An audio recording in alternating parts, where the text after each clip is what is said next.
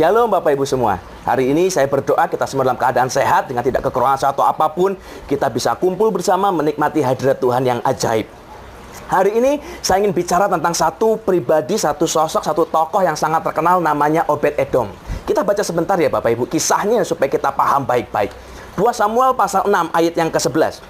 3 bulan lamanya tabut Tuhan itu tinggal di rumah Obed-Edom orang Gad itu, dan Tuhan memberkati Obed-Edom dan seisi rumahnya.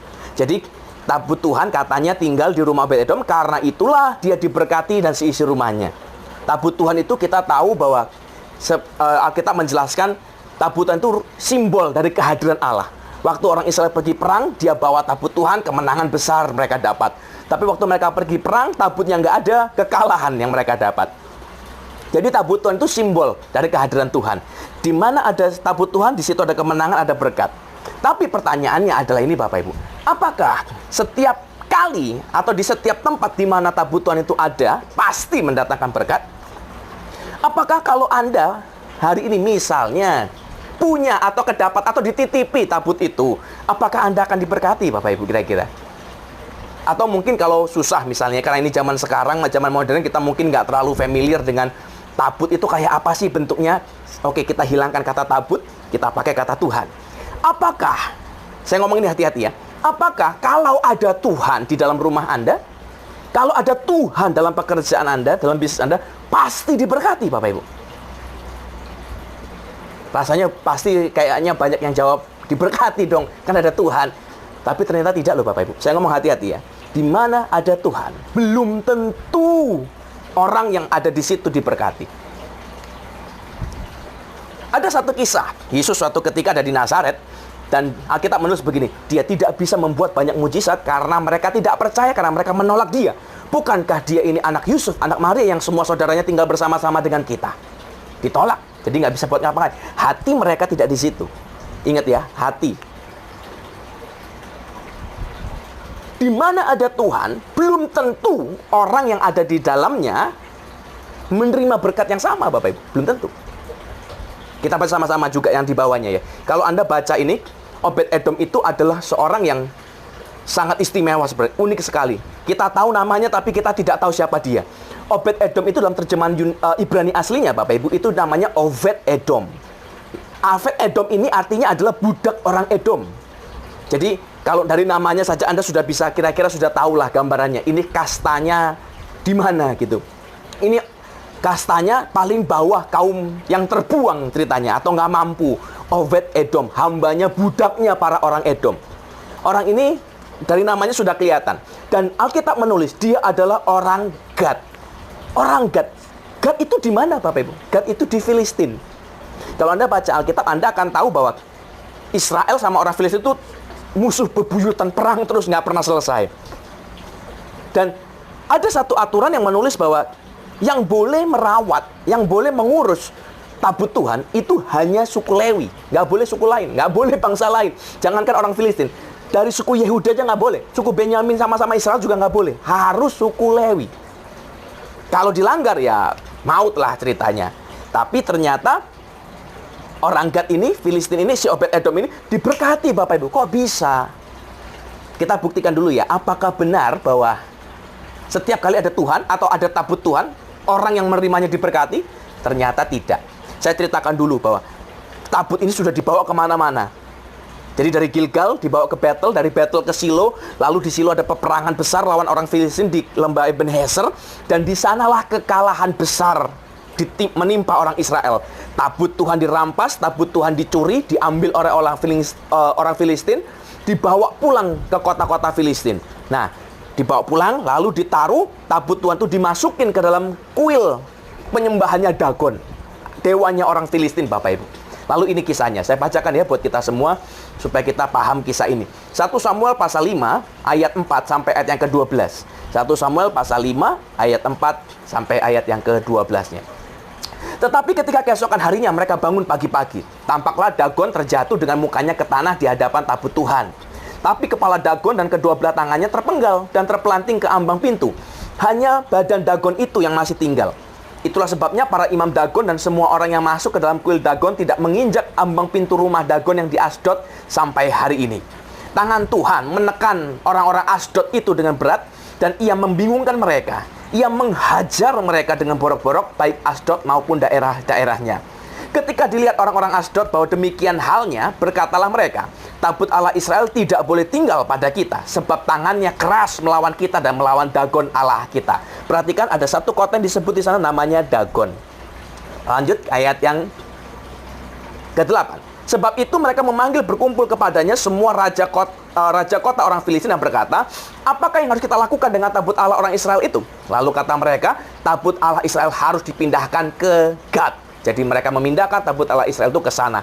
Ada kota kedua disebut Gad. Gad ini adalah tempat tinggalnya si Obed Edom, Bapak Ibu. Jadi sebelum ke Obed Edom, ternyata tabut Allah ini pernah mampir ke Gad. Lanjut ya, ayat 9. Tetapi setelah mereka memindahkannya, maka tangan Tuhan mendatangkan kegemparan yang sangat besar atas kota itu. Ia menghajar orang-orang kota itu, dan anak-anak dan orang dewasa, sehingga timbul borok-borok pada mereka. Lalu mereka mengantarkan tabut Allah itu ke Ekron. Ada kota ketiga namanya Ekron. Tetapi sesampai tabut Allah di Ekron, berteriaklah orang Ekron itu demikian, mereka memindahkan tabut Allah Israel itu kepada kita untuk mematikan kita dan bangsa kita. Sebab itu mereka memanggil berkumpul semua raja kota orang Filistin itu dan berkata, antarkanlah tabut Allah Israel itu, biarkanlah itu kembali ke tempatnya, supaya jangan dimatikannya kita dan bangsa kita. Sebab di seluruh kota itu ada kegemparan maut. Tangan Allah menekan orang-orang di sana dengan sangat berat. Orang-orang yang tidak mati dihajar dengan borok-borok, sehingga teriakan kota itu naik ke langit. Waktu 7 bulan lamanya tabut Allah itu ada di Filistin, pindah-pindah dari Asdod ke Gad ke Ekron, malapetaka besar, sakit penyakit, kematian, borok menghajar mereka dengan sangat berat dan hebatnya. Tabut yang katanya simbol kehadiran Allah, yang Allah itu simbol kasih, identik dengan kasih, dengan kebaikan, dengan berkat, ternyata mendatangkan malapetaka besar, Bapak Ibu. Sesuatu yang sangat berbanding terbalik dengan nasibnya Obed Edom. Obed Edom itu sama-sama orang Filistin, Obed Edom sama-sama orang Gad. Dan tabut Allah pernah ada di Gad sebelum masuk ke rumahnya Obed Edom. Tapi waktu pertama kali ke Gad, malapetaka hebat terjadi begitu rupa. Semua orang nggak mau. Tapi begitu masuk ke rumahnya Obed Edom, berkat besar mengalir. Dan saya percaya kalau ditanya hari ini, apakah Anda mau kayak Obed Edom? Pasti jawabannya mau, Bapak Ibu. Tapi pertanyaan besarnya adalah, kenapa? Apa yang membedakan? Kok di Filistin malapetaka, kok di rumah Obed Edom berkat? Apa dong bedanya? Sama-sama orang Filistin, sama-sama nggak kenal Tuhan. Mereka kan mereka bukan orang Israel. Mereka nggak tahu. Sama-sama bukan suku Lewi. Kok bisa nasibnya berbeda? Ini yang kita perlu pahami, kita perlu belajar baik-baik, Bapak Ibu. Waktu pertama kali tabut Tuhan itu masuk ke kota Filistin, itu terjadi dengan kekerasan, perampasan. Mereka punya niat, karena mereka sudah mengalahkan orang Israel, mereka rampas tabutnya. Karena itu kebanggaan orang Israel, itu simbol kemenangan mereka, simbol kehadiran Tuhan mereka, simbol penyertaan Tuhan atas mereka. Diambil, dimasukin ke kuil Dagon, Tuhannya, dewanya orang Filistin. Tujuannya apa? Cuma satu, hati mereka kepingin mempermalukan Tuhan orang Israel. Mereka ingin mempermalukan bangsa Israel, supaya semua orang lain lihat, semua bangsa lain lihat bahwa orang Israel kalah. Orang Israel tidak berdaya. Allah Israel tidak mampu melawan Dagon Allah mereka. Perhatikan, ini masalahnya di hati. Hati mereka tidak mencari Tuhan kok. Hati mereka tidak terima Tuhan. Hati mereka tidak mengasihi Tuhan. Hati mereka tidak condong sama Tuhan. Hati mereka ingin mempermalukan Tuhan. Hati mereka ingin menguji Tuhan. Karena mereka berpikir Tuhannya sudah kalah sama Dagon kita. Buktinya kita menang perang di Ebenezer. Hati itu menentukan segalanya, Bapak Ibu. Amsal menulis, jagalah hatimu dengan segala kewaspadaan, sebab dari sana terpancar kehidupan. Berkat Tuhan itu datang bukan karena apa yang kita kerjakan, bukan, tapi hati dulu ini menentukan. Kalau hati kita tidak bisa mencari Tuhan, tidak bisa mengasihi Tuhan, ya percuma. Kita baca dulu ayat lengkap yang tadi ya. Terus nasibnya Obed Edom bagaimana?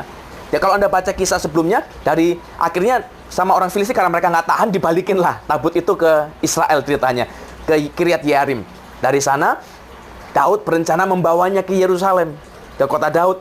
Nah, di tengah perjalanan kita tahu ada satu kisah terkenal, tabut itu digotong, Bapak Ibu, ceritanya pakai kereta. dan kepleset lembu yang bawa keretanya. Lalu Usa, ada seorang pria namanya Usa, dia tahan tabut itu supaya jangan jatuh. Ingat aturannya, hanya orang Lewi yang boleh pegang, hanya orang Lewi yang boleh ngurus, yang boleh rawat itu tabut. Suku lain tidak boleh.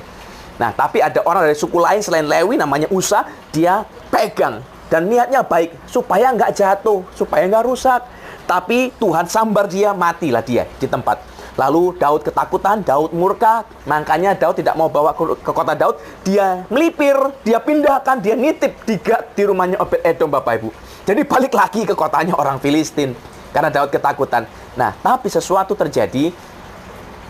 Waktu Daud titip di rumah Obed-Edom, ada sesuatu yang aneh terjadi. Kita baca sebentar sama-sama ya.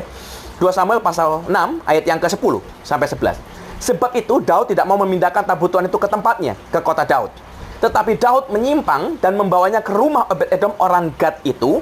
Dan baru ayat yang tadi, 3 bulan lamanya tabut Tuhan itu tinggal di rumah Obed-Edom dan Tuhan, orang Gad itu. Dan Tuhan memberkati Obed-Edom dan seisi rumahnya. Ajaib, Bapak Ibu. Dibalikin ke Filistin, diterima oleh orang Filistin yang sama, bangsa yang sama yang sebelumnya, diterima oleh penduduk kota di kota yang sama sebelum yang pernah juga sampai di sana. Tapi kali ini berkat Tuhan mengalir melimpah begitu hebatnya. Alkitab tidak menulis dengan sangat jelas kenapa sebenarnya. Tapi saya percaya satu begini. Kita balik lagi ke awal tadi, saya sudah sebut sedikit. Obed-Edom itu adalah budaknya orang Edom. Orang ini secara kasta rendah, Bapak Ibu. Tidak berpengaruh, tidak punya kekuatan, tidak bisa ngapa-ngapain lah. Waktu dia dititipi oleh musuhnya, orang Israel, rajanya orang Israel, Daud, entah apa yang terjadi kita nggak tahu. Tapi dia terima loh, Bapak Ibu, tabut itu. Dan apa Obed nggak tahu? Obed-Edom ini nggak tahu. Kalau dulu, sebelum ini terjadi 7 bulanan yang lalu, ada kegemparan besar di seluruh tanah Filistin. Maut menghajar, borok-borok, kematian di mana-mana karena tabut ini. Apa dia nggak tahu, Bapak Ibu? Pasti tahu dong. Tapi, nah ini balik lagi, kita nggak ngerti. Kenapa si Obed-Edom tetap mau terima? Tapi dia terima, Bapak Ibu. Tapi ada sesuatu yang saya percaya begini. Waktu Obed-Edom terima, 3 bulan loh. Nggak main-main loh, Bapak Ibu. Hatinya, entah pilihannya 2. Entah dia takut, gentar, jadi nggak berani ngapa-ngapain, dia nggak berani ngerusak, dia nggak berani megang, atau nggak berani ngapa-ngapain, jadi cuma ditaruh di situ. Atau, jadi antara takut ya, atau dia menerima Tuhan, menerima kehadiran Allah Israel itu. Dan ini pasti dong, karena dia masukin rumahnya kok, perhatikan ya. Tabut itu tinggal di rumah, bukan di gudangnya Obed-Edom, di rumah. Perhatikan, orang Alkitab kita itu ditulis oleh orang Yahudi, untuk orang Yahudi, menurut adat istiadat orang Yahudi 2000 tahun yang lalu. Dan waktu ayat ini ditulis, kebiasaan orang itu bukan rumahnya satu. Rumah sama gudang lain, Bapak Ibu. Jadi ada rumah-rumah sendiri, ada gudang-gudang sendiri, ada penyimpanan-penyimpanan sendiri. Dan ingat ya, harta mereka zaman dulu bukan seperti kita, bentuknya uang. Harta mereka zaman dulu itu adalah hewan ternak. Bulu-bulu, wool, dan segala macamnya. Makanya Alkitab menulis, rayak dan ngengat bisa merusak harta kita yang di bumi. Karena itu harta mereka. Jadi untuk menyimpan harta mereka, perlu gudang yang berbeda, perlu tempat yang berbeda. Tapi tabut Tuhan itu tidak disimpan di gudang, tidak disimpan di penyimpanan ternak, tidak disimpan di tempat-tempat lain, disimpan di dalam rumahnya. Bayangkan, Bapak. Obed-Edom menganggap tabut ini berharga, disimpan di rumahnya. Nah, ini perbedaan yang sangat besar antara orang Filistin yang tadi yang awal dan dia waktu menerima tabut ini. Yang satu hatinya ingin mempermalukan Tuhan, yang satu hatinya ingin merendahkan Tuhan, yang satu menerima dan menghargainya walaupun dia bukan orang Israel. Dan Tuhan melihat, Tuhan menghitungnya. Dan perhatikan lagi, ayat itu tulis begini. Dan Tuhan memberkati Obed-Edom, namanya ya disebut ya, ada satu pribadi, bukan karena orang-orang lain, bukan tetangganya. Tuhan memberkati Obed-Edom dan seisi rumahnya, semua orang yang di dalam rumahnya. Rumahnya, katanya itu adalah kata possession, kepemilikan dari si Obed-Edom. Tuhan memberkati seisi rumahnya bukan karena kerja kerasnya, bukan karena kehebatannya, skillnya, kemampuannya, atau karena modalnya besar, bukan. Tapi karena ada orang namanya Obed-Edom. Nah, ini konsep penting yang kita perlu mengerti, Bapak Ibu. Tuhan itu berkenan dan memberkati orang, person, bukan pekerjaanmu. Jadi hari ini kalau ada yang mendengar firman ini dan Anda berkata, aduh saya mau pindah kerjaan deh, kayaknya nggak cocok, gajinya kecil, kurang. Atau saya mau ganti kerjaan, kayaknya ini nggak menjanjikan, nggak prospek buat masa depan. Saya mau beritahu sesuatu buat Anda. Anda boleh kerja apapun, Anda boleh ganti kerjaan dimanapun, berapa kali pun, tapi kalau Tuhan tidak berkenan atas hidupmu, percuma. Karena Tuhan memberkati bukan pekerjaannya, tapi personnya, orangnya. Alkitab menulis satu ayat begini. Aku memberkati orang yang berkenan di hadapanku, yang aku mengasihi dia, bahkan pada waktu dia tidur, Bapak Ibu. Tidur pun diberkati. Ada ayat lain berkata, aku memberkati apapun yang kau sentuh, yang kau kerjakan dengan tanganmu, dibuatnya berhasil. Apapun, perhatikan kata apapun yang kau sentuh, yang kau kerjakan, dibuat berhasil. Artinya, jenis pekerjaanmu nggak penting. Jenis usahamu nggak penting. Tapi siapa yang melakukannya, itu yang penting. Ada kuasa dari orang pribadinya. Anda mungkin hari ini bekerja di divisi yang paling rendah. Atau mungkin pekerjaan yang paling bagi banyak orang tidak menjanjikan atau tidak prospektif. Tapi saya mau beritahu ini sesuatu buat kita semua. Kalau ada Tuhan dalam hidup kita, hati kita menerima Dia, hati kita menghargai Tuhan, hati kita mengasihi Tuhan, menghormati Tuhan, berkat itu jatuh buat kita, Bapak Ibu. Apapun pekerjaanmu, gampang untuk Tuhan angkat kita naik.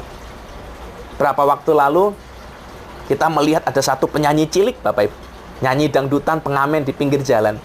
Dari nobody, bukan siapa-siapa, hanya dalam waktu sekejap, tiba-tiba lagunya booming, diundang nyanyi di Istana Negara di depan Presiden. Terkenal di seluruh negeri, semua orang tahu, semua orang kenal, dan semua orang rasanya pernah dengar lagunya. Wong kok ngene kok dibanding-banding ke. Ya kan, semua orang tahu rasanya. Hanya seorang pengamen jalanan, tapi waktu Tuhan berkenan, dia angkat. Nggak ada yang bisa menghalangi, Bapak Ibu. Naik dia. Tapi ada satu orang lagi yang sudah ada di atas puncak pimpinan. Seorang pejabat jenderal dengan segala kemewahan, dengan segala fasilitas, jabatan, kekuasaan, pengaruh, semuanya dia punya.